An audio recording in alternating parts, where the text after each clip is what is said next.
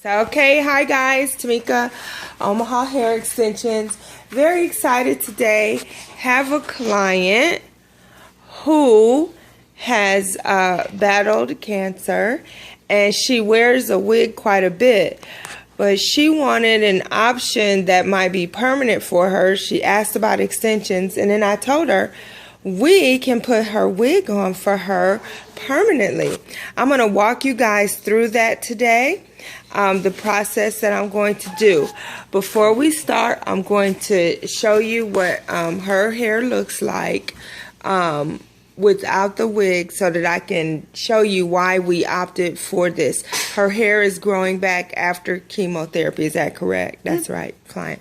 Okay, so I'm just going to show you guys this without the wig. And now I'm not going to get her in here, but she said this is okay, because guys, this is super important. There are so many people who want this, so I want you guys to see not quite long enough for us to be able to easily conceal it with extensions. Do you guys see? But growing back in beautifully. Her only concern with what we're going to do with this wig today is that, you know, the sensitivity of her scalp after chemo.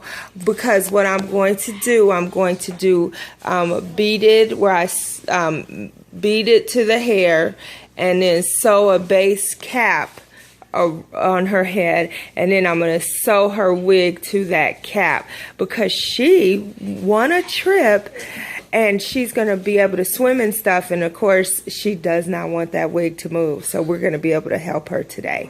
Okay, so keep following along. Talk to you soon. Okay guys, just wanted to let you see what we're doing here. So I'm creating a base. No braids, just the silicone lined beads, and I'm doing them about, I say, a little more than a ½ inch apart. And we're going to keep doing this around her head, and then I'll show you, because I'm going to sew a cap onto that to be able to sew her wig onto the cap. Okay, so I just wanted to kind of show you guys what we're doing there on that part. Oh no, it's not focusing. There we go. There we go. All right. There we go. And the way I do it, I double that hair through there, so it's even more secure for her. Okay. Video going.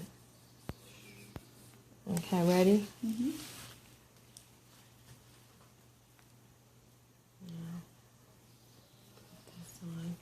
I have a flesh toned, and to be honest, I mean, like, it doesn't have to be this, but it does help to conceal. You know, it's better concealed if you have it matching kind of what her skin tone would be. Okay guys, so that's what you want to do. Now this looks funny, we're going to put it all the way down, but what happens is I sew it down, and then, because it's going to stretch for us, and I'll sew it down and then cut kind of around it. You see what I mean? Mm-hmm. So there's that. You see that that's on there. And then you do want to get a thread that is, you know, going to be around the color of the hair and the cap that you're using. And like I said, everything is so that it can be concealed and hidden really well for you. Okay, so I'm gonna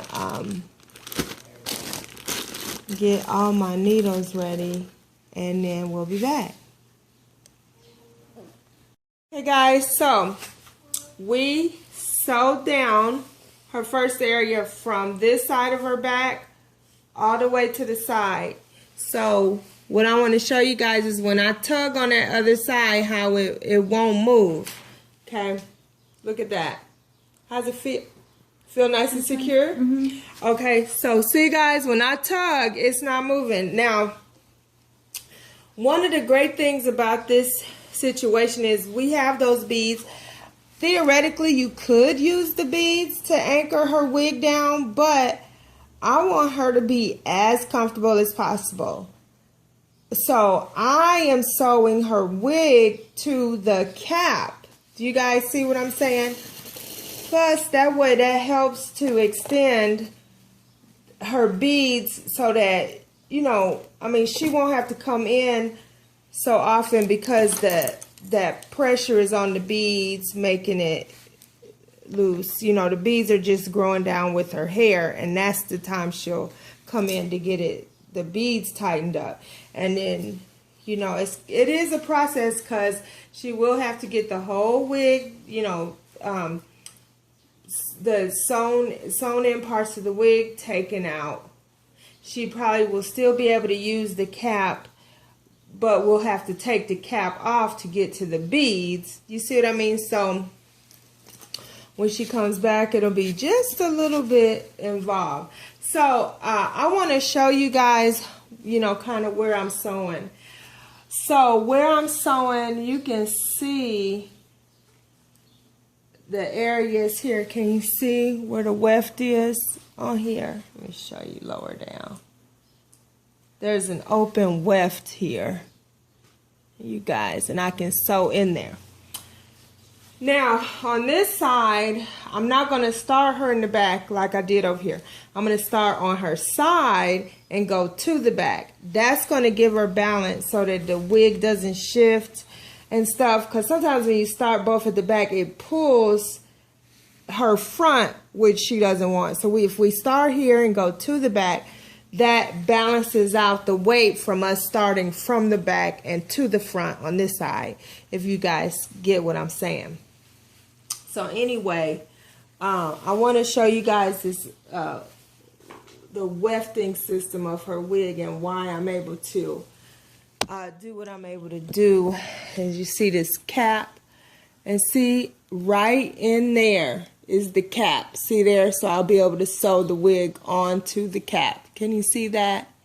So that's what I'm going to do. Okay? We'll be back. Okay, guys.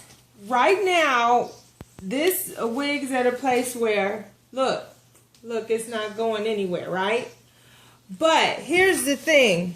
She's going swimming. The water is going to make this heavy. So it's going to, you know, pull at all the points where I've sewn right now, which is her perimeter.